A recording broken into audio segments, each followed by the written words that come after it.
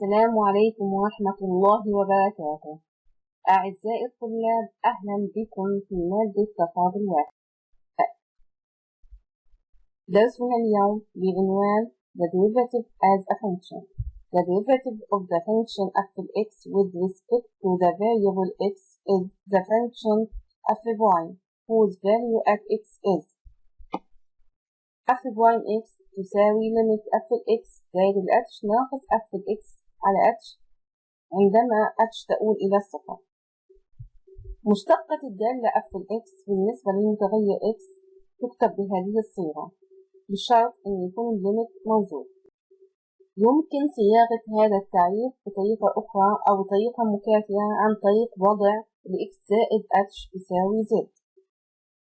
يصبح لدينا f of y من x تساوي limit f of z ناقص f of x والh عبارة عن z ناقص ال x عندما z تقترب أو تؤول إلى ال x. وبالتالي حصلنا على صيغة أخرى مكافئة للتعريف السابق نستخدم ما نراه مناسبا لنا في السؤال، واستخدام أي منهم سيعطينا نفس النتيجة. لنرى المثال الأول. Using the definition, calculate the derivative of the following function. Then find the values of the derivatives as specified. بدنا نستخدم تعريف المشتقة في إيجاد المشتقة بشكل عام للدالة، ومن ثم إيجاد المشتقة عند النقاط المحددة. هنا السؤال لم يقيدنا بأي صيغة، بالتالي نستخدم ما نراه مناسبا لنا. السؤال الأول f of x تساوي x ناقص 1 تربيع زائد 1. بدي أشتق هذه الدالة. بعد ما أشتقها بدي أجيب f of y من سالب 3 و f of y من 0 و f of y من 2. قبل البدء في حل هذا المثال، أولا تذكر عزيزي الطالب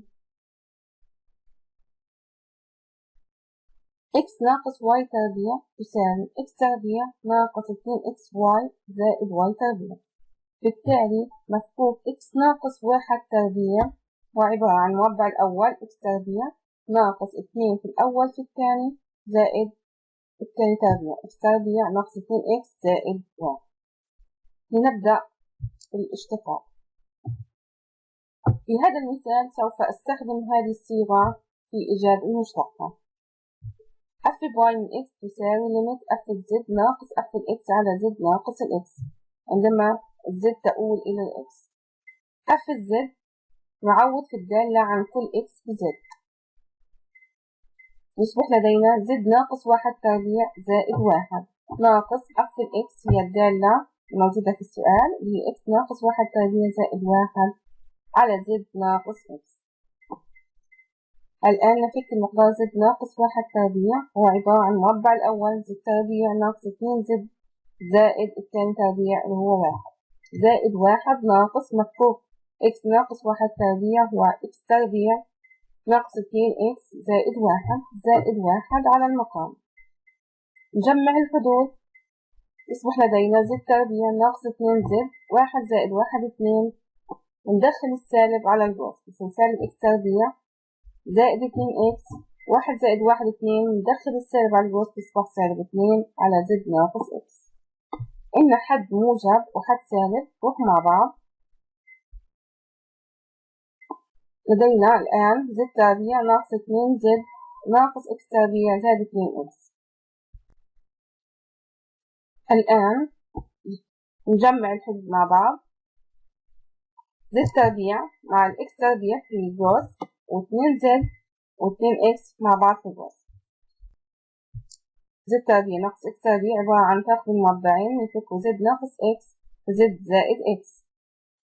ومن هذا الوسط بناخد سالب 2 عامل مشترك وضل عندنا z ناقص x على المقام.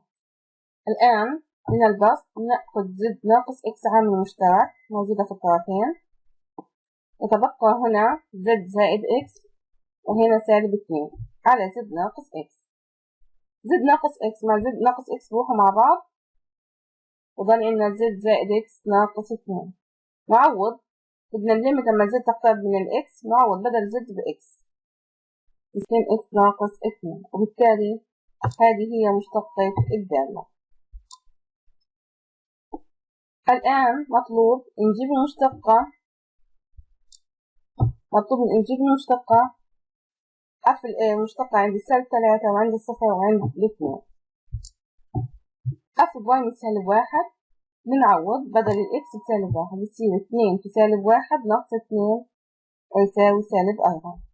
قفل باي من 0 تساوي 2 في 0 ناقص 2 ويساوي -2. قفل باي من 2 بنعوض بدل الإكس ب2 يصير 2 في 2 ناقص 2 ويساوي 2. مثال آخر، قفل إكس تساوي جذر 2x زائد 1. بدنا نشتق الدالة ومن ثم نوجد المشتقة عند 0 و1 والنص. في هذا السؤال سأستخدم الصيغة الأخرى، وهي f باي من x تساوي ليميت f x زائد h ناقص f x على h عندما ال h تؤول إلى الصفر.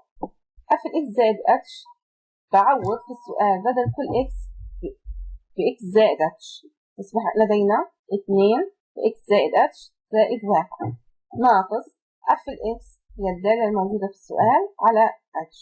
بما إنه لدينا جذور إذا هنضيف الموافق، موافق البسط، هضيف الموافق البسط هي الموافق.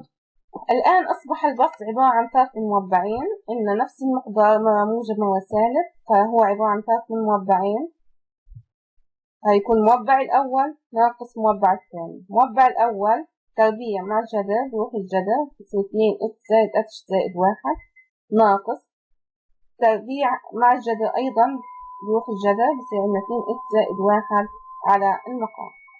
الآن ندخل الاثنين على القوس وندخل السالب على القوس، يصير عندنا 2x زائد 2h زائد 1 ناقص 2x ناقص 1. 2x وسالب 2x بروح مع بعض، والموجب 1 وسالب 1 عدد برضه معكوس وبروح مع بعض، بضل عندنا في البسط 2h على المقام.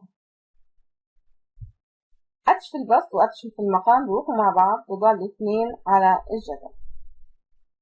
الآن نعوض بدل h بزيرو يصير عندنا 2 في x زائد 0 زائد 1 زائد جذر 2x زائد 1. البسط كما هو، المقام أصبح لدينا عبارة عن 2x زائد 1 زائد 2x زائد 1. الحدين متشابهان نستطيع جمعهما فيساوي 2 جذر 2x زائد 1. 2 في البسط و2 مع المقام بيروحوا مع بعض، بضل عندنا المشتقة تساوي 1 على جذر 2x زائد 1. الآن نوجد المشتقة عند النقاط المحددة f شرطة -3 f شرطة 0 f شرطة 2. الآن نوجد المشتقة عند النقاط المحددة، وهي f باي من 0 f باي من 1 f باي من النص. f باي من 0 تساوي 1 على جذر 2 نضع بدل x 0 زائد 1 ويساوي 1. f باي من 1 نضع بدل x 1 يصير 1 على جذر 2 في 1 زائد 1 يعني 1 على 2 زائد 1 جذر 3. f باي من النص يساوي 1 على 2 في نص زائد 1 يعني 1 زائد 1 2 يساوي 1 على جذر 2. المثال الثاني، في هذا المثال حدد لنا الصيغة التي يريد أن نستخدمها في الاشتقاق، وهي f باي من x تساوي ليميت f z ناقص f x على z ناقص x عندما z تؤول إلى x. بدنا نستخدم هذه الصيغة في إيجاد مشتقة f x تساوي 1 على x زائد 2. كتبنا الصيغة لإيجاد f z نضع بدل كل x z في الدالة، يصير 1 على z زائد 2 ناقص f x الموجودة لدينا على z ناقص 2. الآن نجنس المقامات، نضرب المقام z زائد 2 في الكسر الأول ونضرب مقام الأول z زائد 2 في الكسر الثاني على z ناقص 2. بهذه الطريقة أصبحت لدينا المقامات مجنسة. زد زائد 2 في إكس زائد 2. المقام الثاني إكس زائد 2 في زد زائد 2، فصار المقام مجنس. البسط 1 في إكس زائد 2 هو إكس زائد 2 ناقص 1 في زد زائد 2 هو زد زائد 2 على المقام. ندخل السالب على الجواز يصير عندنا إكس زائد 2 ناقص زد ناقص 2 على المقام هذا في المقام هذا، زد ناقص إكس في زد زائد 2 في إكس زائد 2. موجب 2 وسالب 2 عدد ومعكوس بروح مع بعض، يتبقى لدينا إكس ناقص زد على المقام. في البسط نأخذ السالب عامل مشترك، فأصبح لدينا إنه زد ناقص إكس وزد ناقص إكس متشابهات بروحوا مع بعض، فبضل عندنا في البسط سالب 1 على زد زائد 2 إكس زائد 2.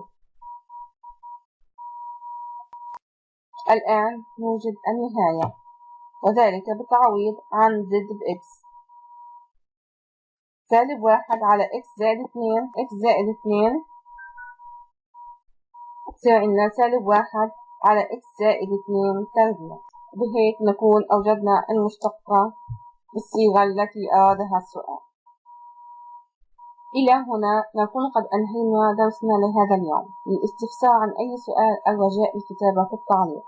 والسلام عليكم ورحمة الله وبركاته.